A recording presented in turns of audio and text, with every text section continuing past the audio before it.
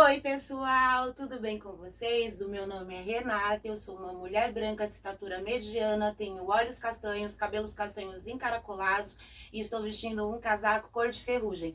Vamos para uma aula de língua portuguesa?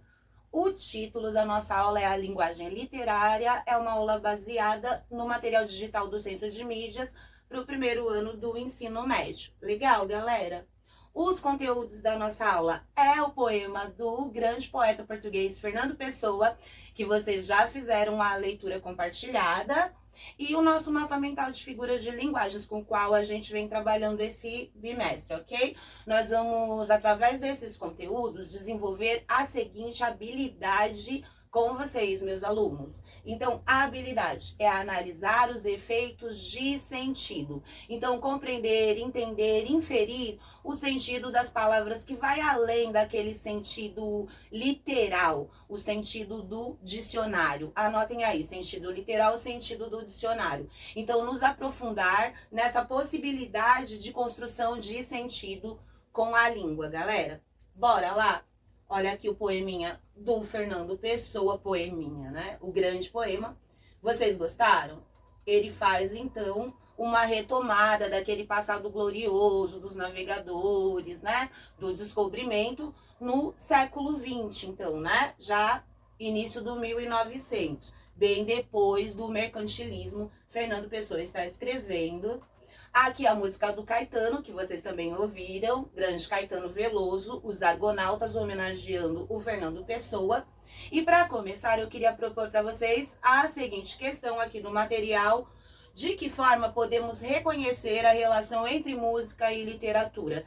Então, meus alunos, o que música tem a ver com literatura?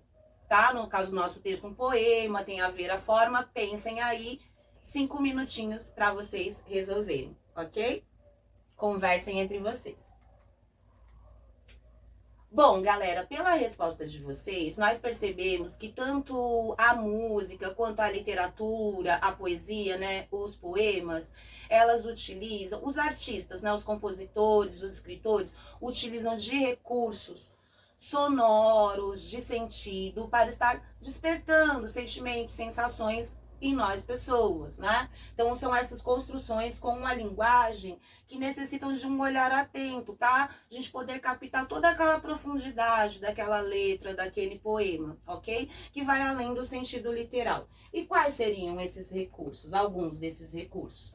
Está aqui nosso mapa de figuras de linguagem. Lembre então do sentido figurado, tá? Ao lado do sentido literal. Literal do dicionário, figurado, você pega ali um sintagma, uma figura, né?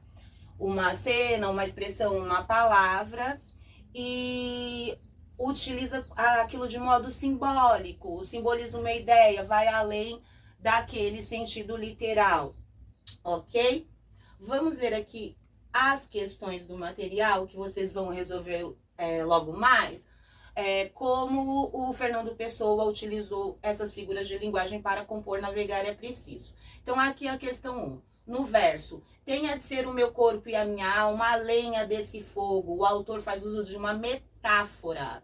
Então, explique os efeitos de sentido da expressão lenha desse fogo no contexto do poema. Vamos ver o que é metáfora primeiro, relembrando? Então, olha lá, gente. Mais um nome para o sentido figurado, sentido conotativo. O denotativo, então, é o literal. Anotem, o conotativo, o figurado. E a metáfora, ela traz um conceito de comparação. De que modo? Vamos para o exemplo? Então, quando eu digo, essa menina é uma flor, o que eu quero dizer, galera? Que ela tem pétalas, é um vegetal? Não, né? Eu quero pegar aquelas qualidades da flor, né? Delicada como uma flor, comparando, né? Bela como uma flor.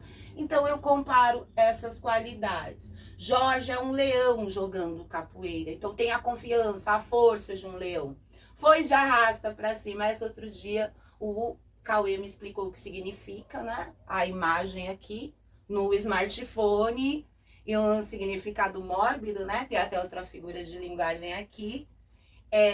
Aquele cantor está nadando em ouro. Está nadando literalmente? Não, né? ele tem muito dinheiro, é isso que quer dizer.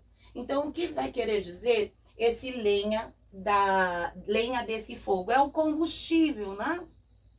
A mensagem aqui seria o corpo e a alma do poeta seria um combustível. Para quê, gente?